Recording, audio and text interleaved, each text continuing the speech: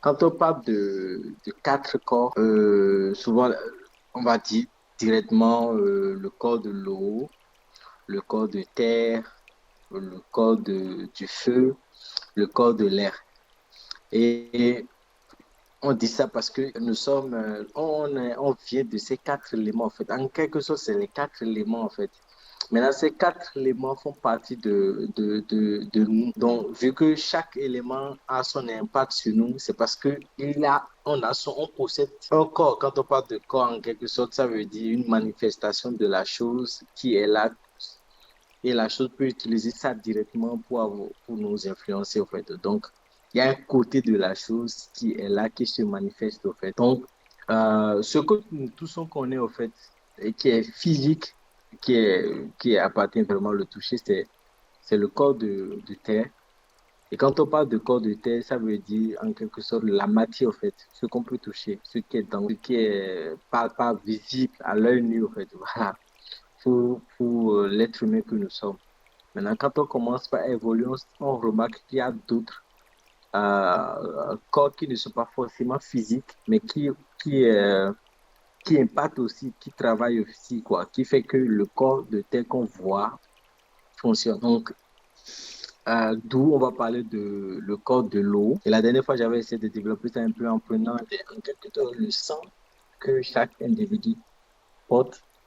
Et ce sang, à partir du niveau de ce corps de sang, qui est en quelque sorte le corps de l'eau, les choses subtiles commencent déjà, en fait. C'est-à-dire, la subtilité de la chose est très poussée déjà à partir de ce niveau. D'abord, c'est quelque chose qu'on ne voit pas, qui fait partie de nous, qui est en nous, mais le côté, je dirais pas spirituel, son côté invisible est très dense, en fait. C'est ça c'est par là que beaucoup de choses se passent, en fait. Si on parle des alliances qui ont été des pactes signés avec le sang et tout, quand on dit un individu signe un pacte, c'est que le pacte, c'est signé avec le sang.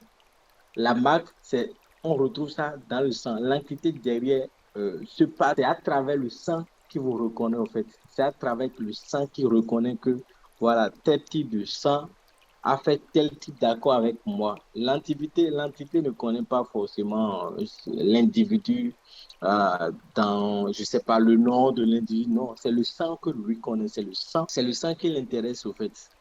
Donc, si l'entité veut agir, elle agit sur le sang que l'individu porte au fait. Donc, déjà, à partir des choses subtiles qui est liées à notre corps d'eau, c'est déjà ça.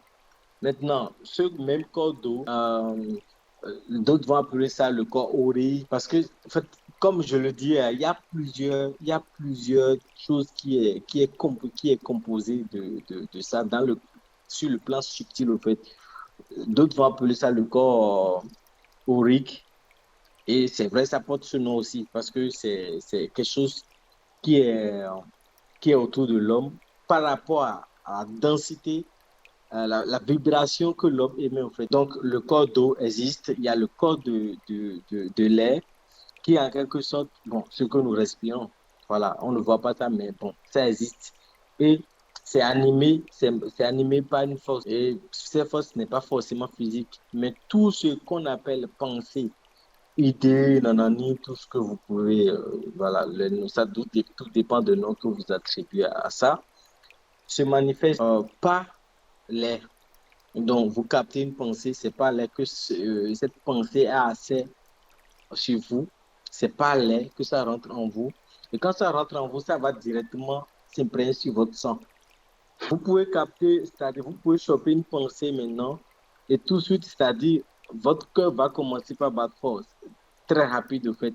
Ça veut dire quand la pensée s'imprègne sur votre sang, en fait, rentre dans votre sang, je sais pas, ça bouille le sang en quelque sorte d'une manière. Donc du coup, tout le corps, même les autres organes ressentent la chose, au fait. Ça se met en activité. Dans le même temps, vous allez capter d'autres pensées et ça ne va même pas agir sur votre sang de cette manière, en fait. Donc, les pensées, c'est pas l'air. Quand on parle les pensées, inspiration, tout ce qui va avec, c'est pas l'air que ça nous communique. Maintenant, si on remonte un peu, on va parler du corps de feu. Ce corps de feu ne se manifeste pas directement comme ça, mais c'est quelque chose qui est un peu détaché des autres corps. Parce que pour toucher ça, il faut d'abord que l'homme rentre, c'est-à-dire en gros, pour parler vraiment de ce corps de feu, c'est l'âme en gros, en fait. C'est l'âme.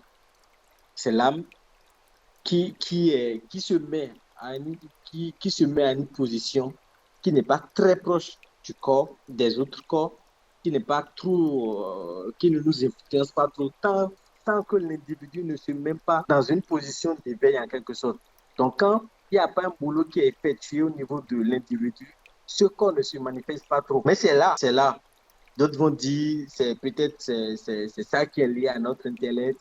Pas trop, pas vraiment. Parce que sans même éveiller un truc subtil en nous, le côté subtil de notre bien, sans éveiller notre âme en quelque sorte, on capte déjà des pensées, comme je l'avais dit, qui se manifestent déjà dans l'air. Donc, mais quand une personne est synchronisée avec tous ses corps, en fait, ça veut dire que l'âme est vraiment en action, en fait. Quand l'âme est en action, comme je l'avais dit, les pensées que vous captez et qui fait bouger tout votre système d'eau et ça influence votre corps de terre, ces gens de pensée n'ont plus vraiment accès à votre système comme ça parce que, en quelque sorte, le propriétaire de la maison est là.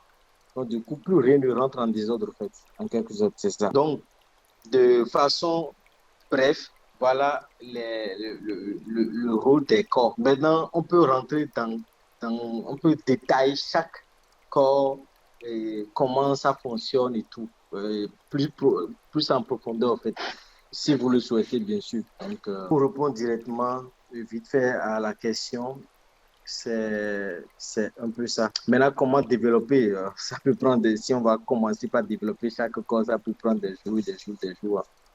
Mais déjà, on peut attaquer le corps de terre, qui est le corps physique qu'on connaît déjà. Ce corps de terre, c'est tout comme quelque chose qui ne, comment on appelle, qui n'est pas trop en action tant que ça ne reçoit pas d'informations. Comment ça ne reçoit pas d'informations? C'est l'eau qui demande, c'est le corps de l'eau qui demande au corps de terre comment il va fonctionner. Si le corps de l'eau ne dit rien, il n'y a pas d'activité. C'est tellement, les corps sont tellement liés que, en fait, c'est-à-dire, l'air communique à l'eau, l'eau se met en action et ça fait bouger la chose. D'où, si le sang ne circule pas bien vers bon, un secteur, je dirais un secteur, par exemple nos bras. Allô, est-ce que vous me recevez? Bon, j'ai découpé mon micro. Allô? Maintenant, oui, on t'entend. Ok, Ouais, d'accord. moi Donc, aussi, je t'entends. d'accord. Je disais, les corps, en fait, c'est tellement lié.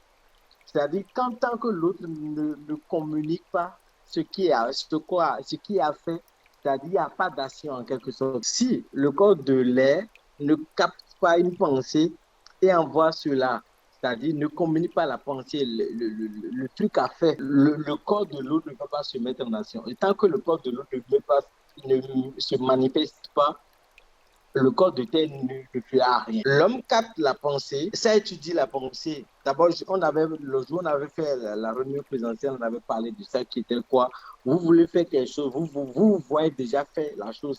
Tout le subtil, tout votre être subtil vit déjà cette chose. Par exemple, vous voulez boire de l'eau, vous voyez déjà lever, prendre de l'eau là. En quelque sorte, pendant ce temps, ça veut dire que l'envie qui a été capté et soumettre à l'ensemble, en fait, a été déposé en quelque sorte pour l'ensemble. Et quand, c'est-à-dire quand le tout est au complet, c'est tellement de choses, quand le tout est d'accord, le corps se met à tension maintenant. L'eau va commencer par animer, c'est-à-dire faire bouger l'organe qui doit, les pieds, c'est-à-dire, voilà, faire bouger les pieds et vous allez vous lever. Maintenant, pendant ce temps, il y a d'autres êtres qui est là, qui gèrent chaque département, je dirais, vos bras, on appelle ça, vos bras sont gouvernés par le monde. Ce qu'on appelle le monde par là, ça veut dire, là, ton micro, ça veut dire des êtres qui font fonctionner ça, qui fait fonctionner vos bras, chaque, chaque organe à vous est dirigé, gouverné, dirigé par un être, en fait, qui est responsable de ça. Donc, je reviens un peu en arrière, qui est quoi? Quand l'eau communique l'information, l'eau se met en action, le corps de terre agit. Et si on prend le bras d'une personne, si le sang ne circule plus par là, on va dire que ce côté-là est paralysé, au fait, puisque l'eau ne circule plus là. Et d'une part, on va dire on dit l'eau, c'est la vie. L'eau, c'est la vie parce que ça fait bouger quelque chose, ça fait bouger le corps, ça fait bouger la matière. Quand vous prenez une terre et si ça n'a pas d'eau, vous semez n'importe quelle graine là, ça ne va pas pousser parce que il faut que l'eau soit dans cette terre pour faire fonctionner, c'est-à-dire pour faire pousser ce qui est là.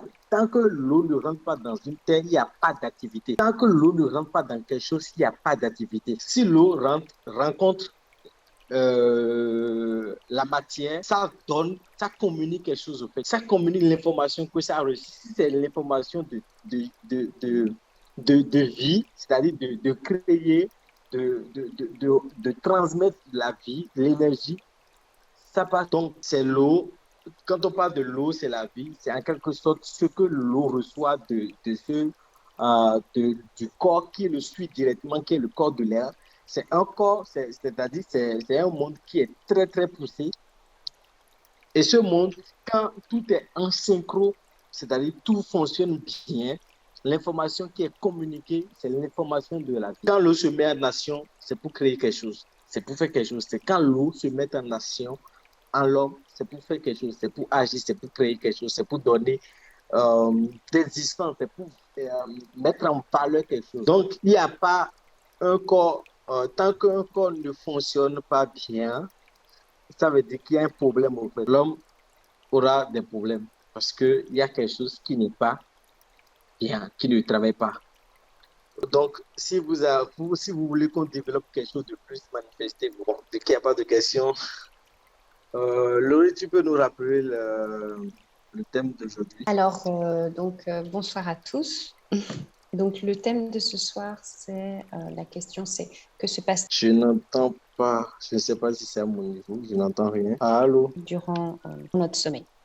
Bon, au fait, à un moment donné, ça a coupé, je n'entendais rien. Vous me recevez? Oui, ça a coupé aussi, j'ai pas du tout entendu Laurie. Ok, donc tu peux nous reprendre ça, s'il te plaît? Ok. Allô, là, vous m'entendez? Ouais, c'est bon. Oui, Oui. Alors, la thématique qu'on pose ce soir, c'est en fait, que John en fait, nous réponde à la question que se passe-t-il durant notre sommeil? Ok, c'est beau. D'accord. Donc, c'est tout? Bon, il y a d'autres questions subsidiaires, mais je pense que au fur et à mesure de comment tu arriveras à y répondre, D'accord. je les poserai. Ou D'accord, bien tu d'accord. préfères que je lise tout? Non, non, commençons déjà à partir de ça, le sommeil, en quelque sorte. Bon, le sommeil, je pense que plusieurs personnes ont sûrement leur idée de la chose parce que directement, ce qu'on connaît directement de ça, c'est que voilà, le sommeil permet à notre corps de se reposer. C'est une manière de faire reposer le corps. Et, voilà. Le sommeil, pour faire court sur le sommeil, c'est que il y a beaucoup de choses qui sont en sommeil en nous. D'abord, mais le sommeil, donc, ce qu'on veut développer ici, c'est que c'est quand le corps se repose et que d'autres êtres qui ne se reposent pas forcément va dans un autre univers ou va vers autre chose qui ne concerne pas forcément le corps physique. Donc, pendant ce temps, le corps, c'est-à-dire soulage en quelque sorte cet être-là d'aller vers autre chose. D'abord, le corps, c'est pour piloter quelque chose de plus grand. Le corps physique, c'est pour piloter quelque chose de plus grand. Et ça se fatigue. Pourquoi ça se fatigue? Parce que quand le corps physique accumule beaucoup d'activités, beaucoup d'activités, il y a des activités qui prennent beaucoup d'énergie. Et si l'être en question, tout ce qui est dans l'invisible qui pilote le corps, ne donne pas de repos au corps, ça va exploser. C'est-à-dire, le système va me bloquer, au fait. Donc, des fois, vous allez dormir et ça vous fait du bien. D'une part, et en même temps, vous allez dormir, vous réveiller encore avec des maux parce que voilà, vous fatiguez, c'est-à-dire vous dormez, vous réveillez, vous allez vous rendre compte que vous êtes fatigué. Tout dépend de quand l'être est sorti, ce qu'il a commencé, qui n'a pas terminé, s'il est venu de façon brusque. Là, vous allez sentir encore des fatigues. Pourquoi vous allez sentir des fatigues? Parce que quand le sommeil se passe bien, l'être qui est derrière doit recharger le corps. Mais s'il n'a pas fait ce boulot-là avant de revenir, et souvent le sommeil, quand le réveil qui rend le corps fatigue et qui fatigue le corps et tout, c'est quand c'est-à-dire c'est quand on provoque le réveil. Quand on provoque le réveil, ça ne se passe pas bien pour le corps. Parce que l'individu, l'être derrière n'a pas tout fait. Il n'est pas encore prêt. Des fois, il y a certaines personnes qui demandent à ce qu'on les réveille, c'est-à-dire qu'on les réveille doucement, de ne pas crier à côté d'eux. C'est-à-dire, quand on crie, en fait, ils reviennent de façon. Parce que c'est tout comme si la personne est à millions de kilomètres. Et paf, au fait, c'est-à-dire, donc, il court pour venir, au fait, de façon, je dirais pas agressive, mais de façon imprévisible, quoi. Donc, des fois, la personne dira, je ne suis pas encore là, quoi. C'est-à-dire, c'est tout comme si toutes ces facultés ne sont pas encore au point. Parce que quand l'être revient de façon brutale, il y a quelque chose qui ne marche pas, quoi, qui n'est pas encore au point. Mais quand il revient, c'est-à-dire il revient tranquillement de lui-même, il fait d'abord la préparation, l'entrée est bien introduite. En fait. C'est tout comme si à un moment donné, on ne l'a pas bien introduit et donc ça ne se passe pas bien. Et de l'autre côté, voilà, c'est bien introduit. Donc chaque chose est faite dans les règles de l'art. Voilà. Et ce qui se passe aussi quand on dort, l'être qui continue, qui ne dort pas en quelque sorte, va dans d'autres univers. Pour ceux qui vivent déjà dans l'éveil, au fait, c'est-à-dire, parfois, ils vont avoir ce genre d'impression. Leur sommeil, ça va les paraître tout comme si ils sont en train de faire autre chose ailleurs. Et en gros, c'est-à-dire, ils ne dorment pas vraiment, en fait. C'est-à-dire, l'individu se rend compte que, bon, je suis allé vers autre chose et je suis revenu. C'est-à-dire, je fais quelque chose et que j'ai continué ailleurs, je suis revenu. Ça, pour ceux-là qui vivent vraiment dans l'éveil, ils vont vous dire ça. Tu as l'impression tout comme si tu continues, quoi. Tu continues de faire quelque chose. Là, l'individu dort en pleine conscience, on va appeler ça. Parce que le corps, il repose juste le corps pour continuer à faire ce qu'il a à faire. Donc, il dort en pleine conscience. Pleine conscience ne veut pas dire qu'il ne ferme pas l'œil. Non. La conscience dont je veux parler ici veut dire l'individu qui est, c'est-à-dire l'être, si je peux appeler ça l'âme qui pilote le corps quand le gars là déjà est payé, ils font un, il fait reposer le corps et il continue ses activités. Et pendant ce temps, ça va paraître au gars tout comme s'il est en train de rêver, quoi. Tout comme s'il est en train de rêver. Et des fois, il ne va pas avoir des sommeils très longs, en fait, non. Il va avoir des sommeils très courts, en fait, très agités. Il dort, peut-être il peut dormir 2 heures, il se réveille 2 heures, ce genre de choses, en fait. Donc, le sommeil, en gros, c'est que l'être qui pilote le corps, tous les qui sont dans l'invisible, à un moment donné, faire reposer le corps pour pouvoir continuer autre chose. Parce que le corps ne veut pas être en activité comme continuelle, quoi. Voilà. Ça ne peut pas être tout le temps H24, quoi, opérationnel, non. Il faut que le corps ait des moments de se recharger.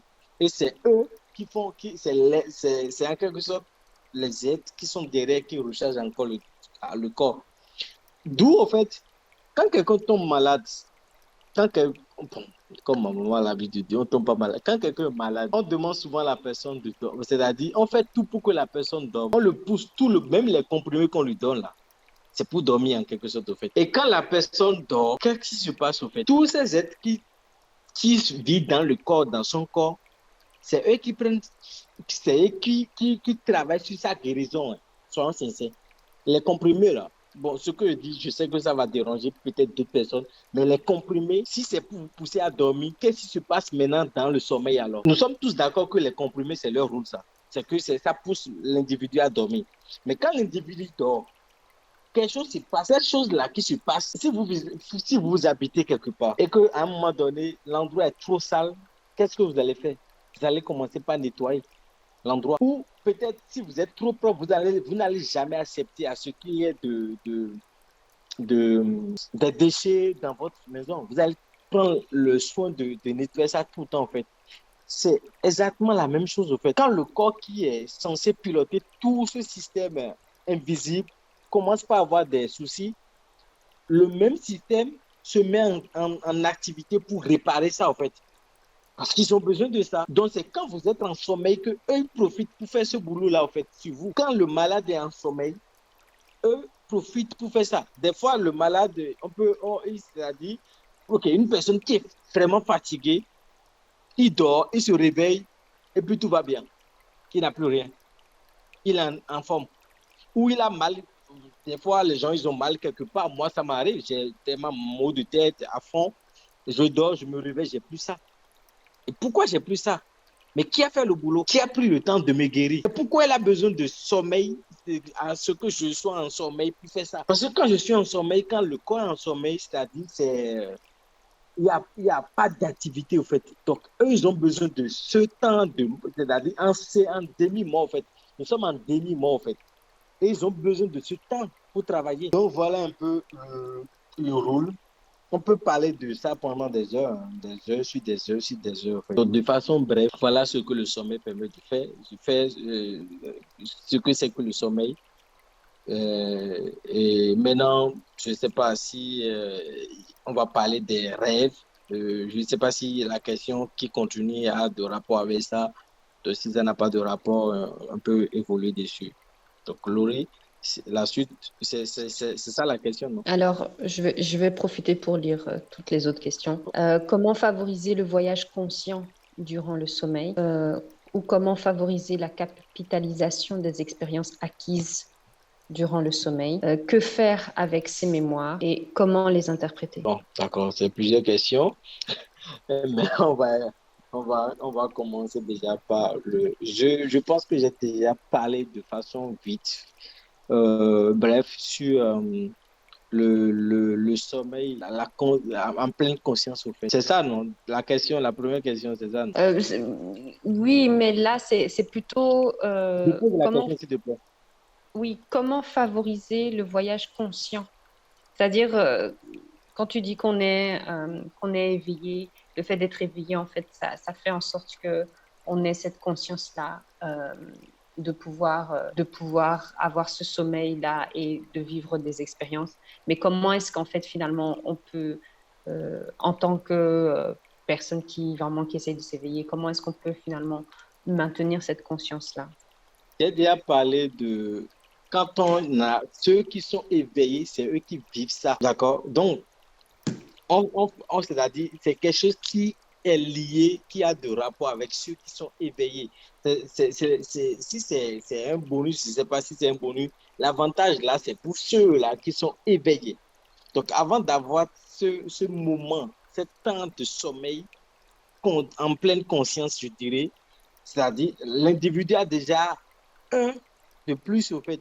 C'est-à-dire, il vit déjà en pleine conscience avec son âme. Et vu que c'est l'âme qui commence par, qui effectue des activités quand le corps est en repos, lui, il est conscient, c'est-à-dire, il suit tout ça là avec son âme. Je ne sais pas je sais pas si vous me comprenez. C'est-à-dire, tout ce que l'âme fait, le corps qui est en sommeil devient spectateur.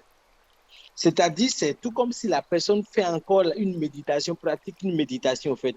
Dans ta méditation, la méditation, c'est quoi, en fait? C'est semi-sommeil, en fait, demi-sommeil. L'autre sommeil, on va dire mi-mort, mi-vivant, en fait. Mais la méditation, c'est semi-sommeil. Tu n'es pas en sommeil, tu ne dors pas. Tu fais juste reposer ton corps et tu commences par aller dans un état, tu rentres dans un état d'âme donné, en fait. Et dans cet état d'âme donné, tu vis tout comme si tu es en train de... C'est-à-dire, tu vis des choses, tu vis des expériences qu'une partie de toi est en train de faire. Donc, tu participes à la chose sans être en action. Tu deviens spectateur de ce qui se passe, au fait. Et pendant ce temps, comment on appelle? Pendant ce temps, tu tu enregistres en même temps ce qui se passe. Ce que l'âme fait comme expérience s'enregistre en toi, en fait. C'est tout comme si tu deviens la carte mémoire pendant ce temps. Tu réceptionnes, en fait, tout. Donc, pour une personne qui est éveillée, voilà comment il verra ses sommeils, en fait. Et en gros, il va vous dire, je ne dors pas vraiment. En gros, il va vous dire ça. Il va vous dire, je ne dors pas vraiment. C'est tout comme si, voilà, c'est-à-dire, je passe d'un autre côté à un autre côté et quelque chose à moi est en train de se reposer. Il verra la chose comme ça. Donc, moi, je vais appeler cet état-là la sommeil en pleine conscience. C'est bon? Oui, et donc, alors, toutes ces expériences-là qui sont faites par l'âme, euh, comment on peut les capitaliser, quoi? Je veux dire, qu'est-ce qu'on en fait? Ou bien c'est juste vraiment de rester dans cet esprit, enfin, d'accepter Donc, en fait, d'être un ça fait spectateur ou une spectatrice et de juste en fait emmagasiner la mémoire, quoi. En fait, Ok, c'est ça, d'accord. comment Donc, lui... ça va sur la deuxième question, en quelque sorte, je dirais, qui est bien troisième question qui a de rapport avec la chose. Donc, capitaliser, au fait, comment, bon, en gros, en fait, c'est-à-dire ce que tu vois, comment voilà, profiter de ça. C'est comme ça que je prends la question. D'accord. L'expérience que l'âme, euh, voilà, l'expérience que tu vois et tout ce que l'âme fait, quand tu vois en quoi ça te profite, toi. D'abord, l'âme ne vous. Toutes ces expériences-là, en fait, toutes ces expériences qui est effectuées par l'âme, c'est pas des choses qui est étrange à vous, en fait, non. C'est-à-dire, c'est quelque chose qui est nécessaire, c'est-à-dire qui est utile, qui sera utile pour vous, que vous montrera, en fait, que l'âme fera. C'est tout comme si vous êtes en train de travailler sur quelque chose, un projet, et pendant ce temps, l'âme évolue, en fait, sur le projet, en vous proposant des solutions. Vous me comprenez? Donc, vous voyez tout cela. Dès que vous vous réveillez, vous vous mettez en action, en fait. C'est-à-dire, vous évoluez sur ce que vous êtes en train de faire. C'est tout comme moi, je prends mon exemple, par exemple. Des fois, je suis en train de travailler sur un projet d'album et je suis un peu coincé. Mais quand je finis de faire ce genre d'expérience, au fait, je démarre encore, j'évolue encore sur le projet, c'est-à-dire, paf, paf, paf, paf, j'évolue au fait. Si je prends l'exemple d'un architecte, par exemple, il travaille à un moment donné, il est fatigué, il dort de cette manière, et s'il est éveillé, il verra que le projet sur lequel il est en train de travailler, c'est-à-dire l'inspiration continue au fait. Le projet, je ne sais pas comment vous expliquer ça, c'est-à-dire le corps est en pause, mais l'activité continue. Autrement dit, au fait, l'activité continue, au fait. L'inspiration il continue de capter au fait. Et dès que le corps se réveille au fait, le gars pratique juste ce qu'il a vu au fait. C'est comme quelqu'un qui veut consulter au fait. Il vit la chose et il vient vous expliquer ça. Et expliquer, c'est ce qu'il a capté, c'est ce qu'il a capturé au fait, c'est ce qu'il a capitalisé, emmagasiné, qui vous raconte au fait. Donc comment on appelle, il va exploiter dans ce stock-là pour rendre ça visible, ce qui est en lui, ce qu'il a capté, au fait. C'est clair, c'est bon? Oui, et en tout cas, de la dernière question qui était dans la liste, en fait, c'était quelle est la différence entre être dans le monde onirique et le voyage astral? D'accord. Pour être vraiment bref, c'est-à-dire, je vais prendre l'exemple comme quoi, quand vous rêvez, au fait, quand vous rêvez, vous êtes dans un monde. Tout ce qui se passe, si déjà vous êtes dans ce monde subtil, qui n'est pas forcément physique. Vous êtes déjà dans ce que vous appelez astral, comme quoi déjà? Tu as dit quoi? Astral, voilà. Astral et onirique, voilà. Onirique. Enfin Voilà. bref, c'est le monde des rêves, quoi. Ouais, bref, si vous passez déjà, on appelle ça voile de quoi? Si vous traversez déjà ce côté-là, en fait, vous vous retrouvez déjà de l'autre côté. En gros, en fait, ce qu'on dit ici comme monde aurique, monde astral, vous allez tous dedans. Vous allez tous dedans, consciemment comme inconsciemment, en fait. Et c'est votre... OK, vous avez tous rêvé une fois, je suppose. C'est dans vos rêves-là. C'est comme ça, c'est ça le monde, en fait. C'est pas autre chose. C'est votre rêve là qui est le monde. C'est ça la chose. C'est de ça qu'on parle, au fait. Le monde invisible, le monde onirique, le monde astral. C'est ça. Hein. Maintenant, dans ces mondes-là, il y a plusieurs dimensions, en fait. Dimension sur dimension sur dimension. Dans le même temps, vous allez rêver, faire des cauchemars. C'est au même endroit que vous êtes allé, mais dans d'autres dimensions qui n'est pas... que vous n'êtes pas bienvenu, en fait. C'est une question de dimension. Et les dimensions, on rentre dedans en fonction de notre degré d'élévation, en fait, de densité. Et lumineuse parlant, en fait, ici, c'est ça, en fait. C'est en fonction de votre densité qui va définir là où vous irez, en fait. Et les densités, c'est en fonction de ce que vous manifestez, ce que vous portez en vous, en fait. Qui vous êtes, en fait. Donc,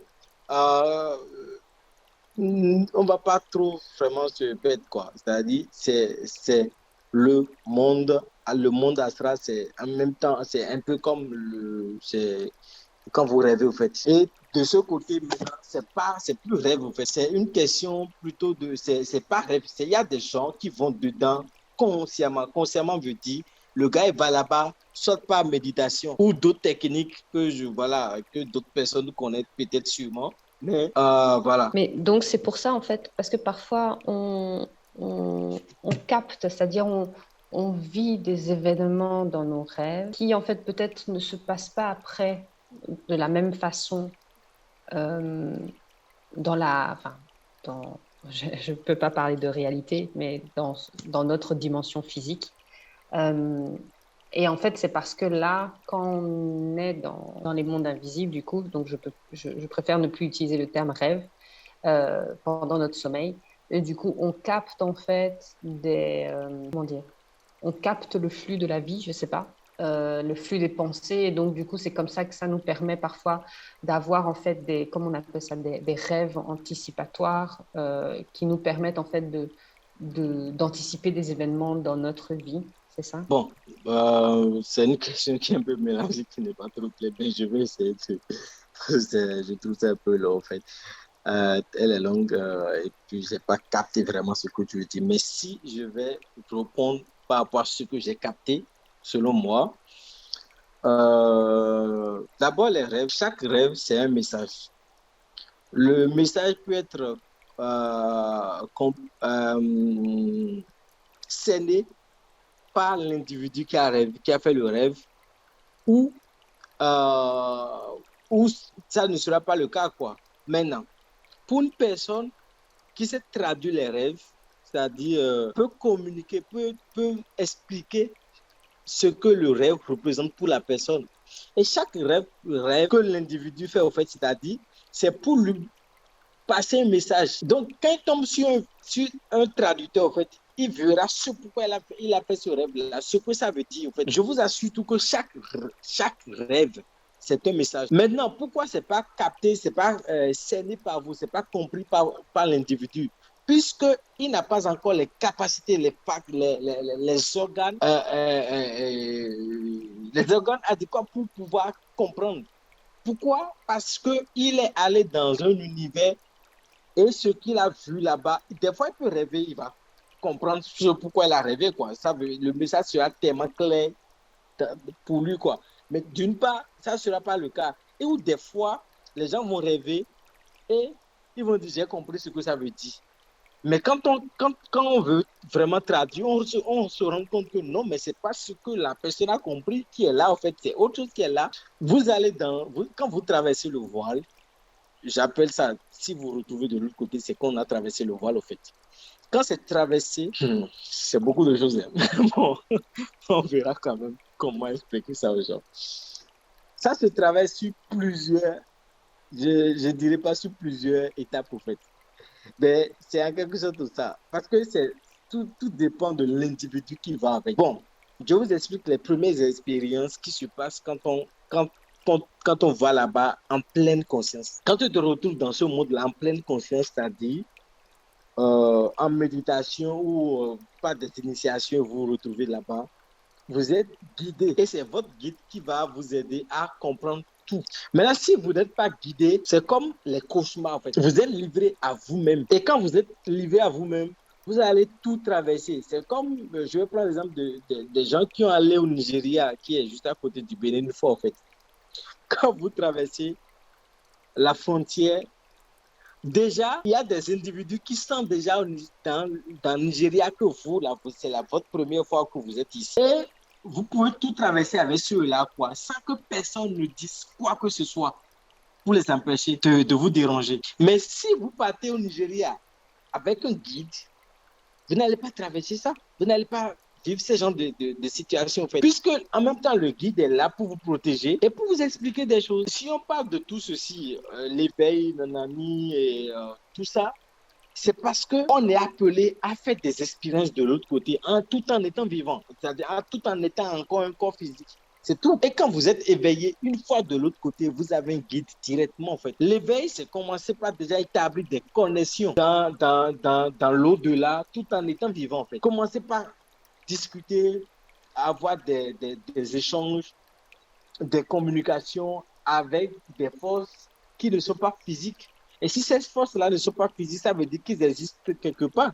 Et c'est là-bas que vous voulez aller. C'est tout comme quelqu'un qui a une correspondance déjà, voilà, à New York. Le juif va décider d'aller à New York. Celui-là qui a son contact de New York, c'est lui qui viendra sûrement le chercher à l'aéroport et il va commencer par lui présenter la ville. Mais pour quelqu'un qui n'a pas un contact à New York et qui par miracle s'est retrouvé à New York, mais imaginez sa galère, c'est ça. Donc l'éveil en quelque sorte, c'est déjà se préparer, c'est déjà établi, voilà, un contact de l'autre côté, se faire renseigner par celui-là, sans même être déjà, sans même faire un voyage, vous avez déjà une idée de tout ce qui se passe de l'autre côté, en fait. C'est bon. Je pense qu'on va marquer une pause que je vais appeler digestion. Donc, s'il y a des questions, vous pouvez profiter en même temps. Bonsoir tout le monde. Moi, Bonsoir. j'ai une question. Bon, la question va être longue. Je vais résumer. Mes rêves, là, moi, je rêve toutes les fois où je dors, je rêve. Et je me souviens de tous mes rêves. Parfois, j'ai l'impression que je sais que je suis en train de rêver. Quand je dors, je sais que je suis en train de rêver. Et ce qui se passe, c'est comme si j'ai l'impression de me retrouver dans un monde parallèle, en train de faire quelque chose du passé ou en train de discuter avec des personnes que je ne connais pas. Mais je sais quand même que je rêve. Et parfois, je peux même dire aux personnes avec lesquelles je discute que je suis en train de rêver. Maintenant, quand je me réveille et que je me souviens exactement de tous les visages que j'ai vus, de tout ce que j'ai eu à faire, j'ai l'impression qu'en fait, je suis fatiguée ici. Au lieu de, quand je dors par exemple, quand je me réveille, j'ai l'impression d'être fatiguée ici. Pas une fatigue physique, mais plutôt une fatigue, je vais dire, morale, je ne sais pas comment expliquer ça. Euh, je n'arrive pas à comprendre pourquoi. Et ça se passe presque, je vais dire, presque tous les soirs. Je suis plutôt fatiguée ici quand je me réveille, je suis plus fatiguée que rechargée. Mais est-ce qu'il y a D'accord. une explication pour ça? Donc, en gros, ça veut dire que tu ne dors pas. Ah, d'accord. En gros, ça veut dire que tu ne dors pas. En fait, ça peut arriver à des gens qui ont des organes, je te dis ça comme ça, hein, si ça va te choquer ta bulle, qui a des organes je dirais pas préactivés, c'est-à-dire qui a des organes déjà provoqués peut-être qui sont ouverts sur eux et ces organes sont influencés. Quand c'est influencé, vos sommeils seront comme ça en fait. Ça va vous donner l'impression, tout comme si vous ne dormez pas, que vous continuez de faire quelque chose ailleurs quoi. Je sais pas si tu me comprends. En fait, c'est tout comme, un peu comme ce que tu dis. Je rêve, Oui, je mais comprends. voilà, c'est tout comme si je fais quelque chose, ou bien tiens, ok, autre chose encore. C'est tout comme si tu serais en train de parler avec quelqu'un, tu as prévu parler à quelqu'un, et tu dors, tu te vois déjà en train de parler avec cette personne. Exactement. Donc, c'est-à-dire, vous ne dormez pas en fait. Vous êtes en activité. Et ça, peut-être, on va essayer de s'appeler individuellement pour pouvoir échanger dessus, quoi. D'accord? D'accord. Il n'y a pas de problème. C'est des organes à vous qui sont influencés et par là, vous verrez tout, en fait. Et ça sera en train de vous déranger en quelque sorte parce que vous n'allez pas dormir, vous allez avoir des sommeils très agités et, et donc votre corps ne se repose pas et ça va jouer sur vous dans d'autres situations en fait. C'est un peu ça. D'accord, merci beaucoup. Je vous en prie de me laisser partager. Bon, donc on reprend. On va essayer de parler de façon brève du karma, le karma.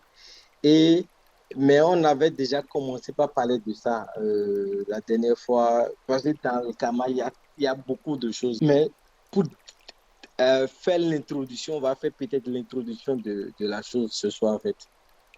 Le karma, c'est pas forcément négatif, on va dire, ouais, c'est juste. Souvent, quand les gens parlent de karma, c'est-à-dire, c'est quand ils voient quelqu'un qui est dans une situation d'épreuve, et peut-être quelqu'un qu'on connaissait, qui commence par vivre des choses un peu voilà, compliquées, la souffrance et tout, on dit, ah, c'est le karma qui l'a rattrapé cette année, nanani.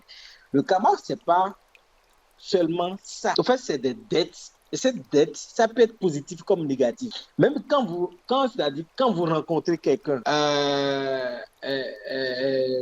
quand vous rencontrez quelqu'un, la manière dont vous avez salué cette personne, c'est déjà un lien karmique qui a été créé. Je vous assure tout, c'est déjà un lien karmique qui a été créé. Ça peut être nourri vis-à-vis de d'une suite par rapport à vos échanges. Si les échanges continuent, c'est-à-dire le lien continue par être renforcé. Je reprends en fait. C'est des dettes. Et ces dettes-là, ça peut être, c'est-à-dire, ça se manifeste dans tout. C'est pas forcément il a fait des choses dans sa vie et passé, il récolte ça aujourd'hui. Non. Comment les choses qu'on a, en fait, les dettes de cette vie-ci seront peut-être payées dans une autre vie. Parce que l'individu n'a pas fini de solder ça. Donc, vous faites quelque chose à 10 heures, vous devez payer à 18 heures. Vous n'avez pas fini de payer à 18 heures avant de reprendre avant de mourir, vous revenez, vous allez finir ce qui vous attend, enfin, ce qui restait en fait à payer. Et ça là, ça agit encore sur c'est-à-dire sur la prochaine réincarnation. Pourquoi ça agit? Parce que c'est en fonction de ce qui vous reste à payer que de votre destination, votre famille, votre pays est choisi. En fait. Le choix qui se pose à vous, c'est en fonction de ce que vous avez à payer, à régler comme dette. C'est en fonction de ça que l'âme choisit, c'est-à-dire les possibilités qu'on propose à l'âme, c'est en fonction de ce qui restait à payer comme dette. C'est engendrer un lien karmique, c'est très facile, quoi. Chaque relation engendre un lien karmique. Chaque relation, chaque chose qui a été entreprise engendre un lien karmique. Donc, c'est pas forcément ce qu'on a eu à faire comment on appelle que le papa a fait, l'enfant va continuer à payer. Non, c'est pas, c'est beaucoup plus grand que ça, en fait. Même vos relations au boulot, c'est des dettes, c'est des liens karmiques que vous créez et ça peut être payé par vous comme par vos enfants. Pourquoi vos enfants? Parce que vos enfants portent le sang, votre sang. Et ces dettes-là, c'est pas des dettes qui sont, qui est en quelque sorte signées, qui est imprégnée sur votre sang, en fait. On retrouve la marque de votre dette là dans votre sang en fait. Et dans le sang, on va parler de l'ADN. Donc, on retrouve l'individu. Le premier qui a eu à créer le lien, il va partager avec ses enfants. On va parler de l'héritage. Vous pensez que c'est les fortunes, les biens que la personne a seulement que vous avez hérité de ça, ça s'arrête là. Non, vous héritez tout en fait. Si on dit il est héritier de quelque chose, voilà, un héritier, c'est si l'autre, celui qui lui a légué ses biens, bon, pas côté parents, bien sûr. Si c'est vos parents, c'est-à-dire si vous allez hériter aussi de leur maladie, hein, parce que vous avez le sang. Donc, c'est pas forcément les biens qu'on lègue à la personne. On donne tout ce qui est là. Tout ce que le sang porte, c'est partagé. Donc, l'introduction du karma, c'est en quelque sorte ça. En fait, c'est pas forcément ce que l'individu a eu à créer dans d'autres vies qui continuent. Non. c'est dans chaque chose, au fait. C'est dans chaque chose, dans chaque relation. Ça se manifeste dans tout. Et comme c'est des dettes, ces dettes, ça peut traverser des générations sur des générations sur des générations juste parce que la première personne n'a pas fini de payer. Et vu qu'il a des enfants, c'est des dettes qu'on retrouve au niveau du sang. Tout comme si l'individu qui a porté le premier sang a fait des pâtes avec le sang. S'il a fait des pâtes avec le sang, les entités avec qui il a fait ce pacte va commencer, ces entités, elles vont commencer par influencer l'enfant de la personne parce que l'enfant de la personne porte son sang. Tant que l'enfant ne fait pas un autre boulot sur lui pour pouvoir se dégager pour pouvoir se débarrasser en quelque sorte de ses marques, il sera toujours dérangé. Des fois, il y a des familles même où les entités sélectionnent l'enfant qui a un côté subtil, au fait. Puisque lui, il a un côté subtil, c'est-à-dire il est déjà très facile pour qu'on établisse une connexion. Donc, du coup, les entités commencent par déranger l'enfant qui a ce don, entre guillemets, ce don, qui sera travaillé. Ces entités commencent par le fatiguer déjà. Donc, c'est un peu ça. Si vous avez des questions, ça va orienter beaucoup la chose. Je vous en prie. Donc, ne restez pas voilà, sur box. Je sais que vous êtes là pour écouter et tout. Mais participez aussi. Participer, c'est à travers vos questions et tout. Bon, c'est sûr que vous n'avez pas de questions tout de suite parce que des fois, c'est beaucoup chargé, quoi. Donc, la personne doit prendre le temps de digérer aussi. Donc, des fois, il faut que... Voilà ce pourquoi, depuis un moment, j'essaie de faire des pauses pour que voilà, chaque personne digère un peu avant de se déconnecter pour pouvoir continuer à digérer, au fait.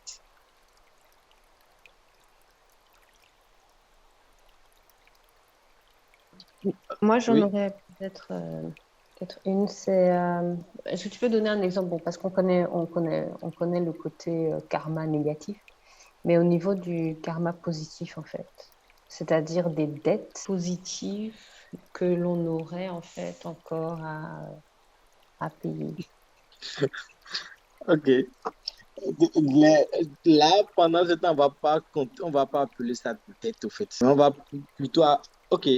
Tout, donc, si on prend karma, quand on parle de karma, c'est tout comme si ce que l'individu a eu à faire ne sont qu'il n'a que posé des actes négatifs, quoi. Ouais, il n'a que des négatifs, négatifs, négatifs. Mais dans ce qu'il a posé comme acte là, il y a aussi des côtés positifs dedans. Ces positifs aussi ont des récompenses, en fait. Et pourquoi on ne parle pas de ça? Et quand on parle de karma, on voit directement les dettes qui a payé. Tu vois? Donc, c'est un peu ça. Maintenant, bon, tout dépend de. Ok, on suppose, je vais prendre la chose comme ceci, en fait. Tu rencontres une personne qui tôt ou tard, vous allez peut-être collaborer sur des projets. Le premier contact, c'est-à-dire, toi, tu l'as déjà traité d'une manière un peu vraiment pas agréable, quoi. Est-ce que la relation qui doit commencer, c'est-à-dire, ok, je te dis, tu rencontres l'homme de ta vie, par exemple, et beaucoup de personnes ont loupé des occasions comme ça, hein, soyons sincères. Tu rencontres l'homme de ta vie. C'est lui qui est destiné à toi. Et tu vas dire, ah non, en fait, j'aime pas sa manière de parler, là, sa bouche, là, c'est un peu façon. Donc, du coup, parce que tu t'es focalisé sur un point sans empêcher toi d'aller au-delà de ce qui est là, quoi. Donc, le premier contact, le lien qui a été créé n'a pas été nourri, au fait, pour que tu puisses découvrir, c'est-à-dire vivre ce que ça cache derrière. D'où je disais, le karma, en quelque chose, c'est le premier contact déjà que vous avez avec chaque personne. Si c'est entretenu, vous allez vivre les bons qui sont dedans comme les mauvais qui sont dedans, en fait. C'est dans l'entretien de la chose qu'on découvre, en fait. Donc, si la personne te salue, tu ne lui réponds pas. Tu ne lui réponds pas s'il y a des opportunités, c'est que c'est raté déjà. Tu lui réponds de la présentation, vous allez retrouver sur des partages. Et s'il te salue, tu ne lui réponds pas déjà, il n'y aura pas de partage qui viendra. En fait. Vous allez à une fête, par exemple, et vous trouvez, c'est-à-dire la place qui est disponible, c'est à côté de quelqu'un, peut-être, où vous êtes allé quelque part parmi c'est-à-dire toutes les places disponibles là, c'est une personne qui vous a attiré, c'est envers cette personne que vous êtes allé, vous êtes posé à côté de lui. Et dans salutation, il y a présentation qui a suivi. Et des échanges, des partages, et vous vous rendez compte que vous partagez beaucoup de points en commun, et peut-être vous, c'est-à-dire à partir de ce moment-là, le lien qui a été créé, si ce n'est pas entretenu, s'il y a un bonheur derrière, vous n'allez pas trouver, vous n'allez pas vivre ce bonheur. En fait. Entretenir le lien, c'est-à-dire c'est continuer à garder le contact avec la personne là. Donc, c'est en quelque sorte ça la chose au fait. Les karmas sont créés en fonction de chaque chose que vous entretenez au fait. Vous démarrez. C'est tout, en fait. Je ne sais pas si c'est bien clair ou je dois vraiment réexpliquer encore. Nous, ce qu'on connaît du karma, c'est-à-dire, ça veut dire tu es en train de récolter. OK. Pourquoi dans chaque chose, on sème quelque chose, non? Voilà une relation qui a été semée. En fonction de ce qu'on sait de karma, on récolte ce qu'on a semé. Mais chaque jour, on sème quelque chose quand même. Donc, ne pensez pas que le temps de récolte là doit prendre beaucoup de temps parfois. Non, c'est en même temps semé qu'on récolte. Soyons sincères. Sur notre plan, c'est en même temps semé que vous récoltez. C'est bon? Oui, pour moi, c'est bon pour ça. Ok. D'où on demande souvent d'être, voilà, c'est pas être généreux jusqu'à se perdre. Mais il faut savoir, le savoir-vivre, c'est en quelque sorte ça, en fait. Le savoir-vivre, c'est savoir reconnaître chaque individu, savoir maintenir le lien, entretenir les liens qui lient chaque individu, en fait. Mettre chaque personne à sa place, traiter chaque personne comme soi, quoi. C'est en quelque sorte le savoir-vivre, ça aussi, quoi. Le savoir-vivre, c'est pas être gonflé devant tout. Hein. Bref. Donc, s'il y a d'autres questions, s'il n'y a pas d'autres questions, on est à la fin déjà, parce que c'est... Moi, j'ai une question. D'accord? Est-ce que c'est possible de connaître les différentes dettes karmiques de s'aligner et de faire la part des choses, comment on appelle, de rompre les liens, de rompre ces liens-là s'ils sont négatifs? Est-ce que c'est possible? Oui, c'est possible. Et C'est comment ça bien se posé. passe? Il faut forcément se rapprocher de quelqu'un qui s'y connaît. Bon, je vous explique. Vous savez, on ne va pas trop tourner en rond. Donc, la dernière fois, j'avais parlé de l'amour ici. Bien. Oui. Bon, il y avait, ok. Ceux qui étaient connectés, j'avais parlé de l'amour vraiment. Vous pouvez réécouter même l'enregistrement de la réunion. J'avais parlé de l'amour. Et j'ai expliqué un peu l'état d'âme que ça nous crée, en fait. L'état d'âme du véritable amour, là. D'accord? En fait, quand vous êtes dans cet état d'âme-là, qu'est-ce qui se passe? Il y a beaucoup de choses qu'on va appeler influence.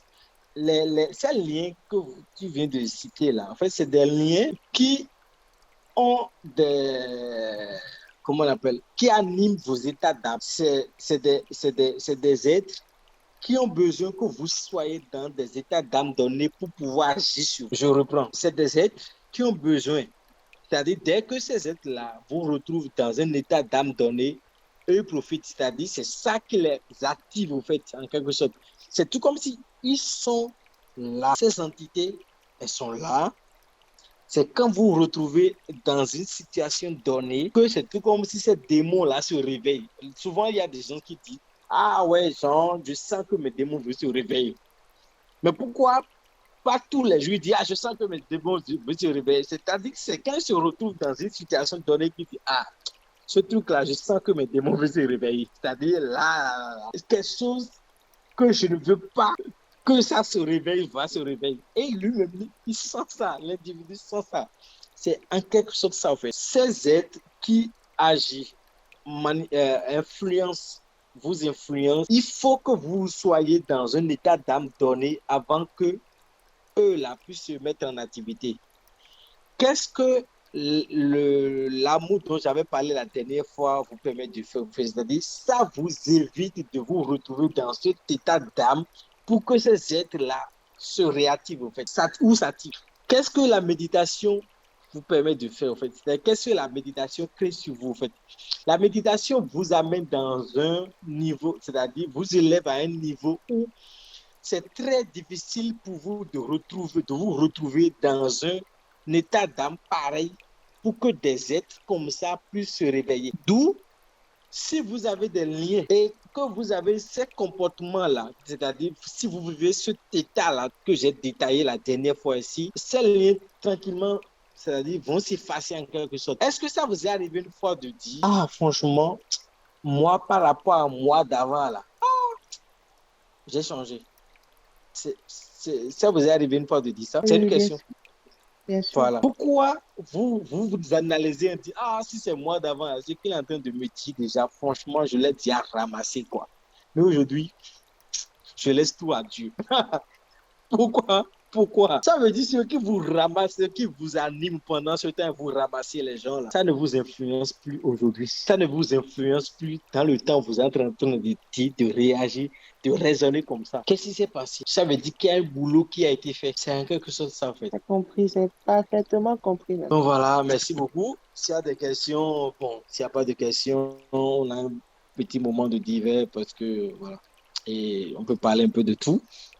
Pas des choses qui ont de rapport forcément avec les sujets. Si vous voulez bien se clôturer notre réunion de ce soir.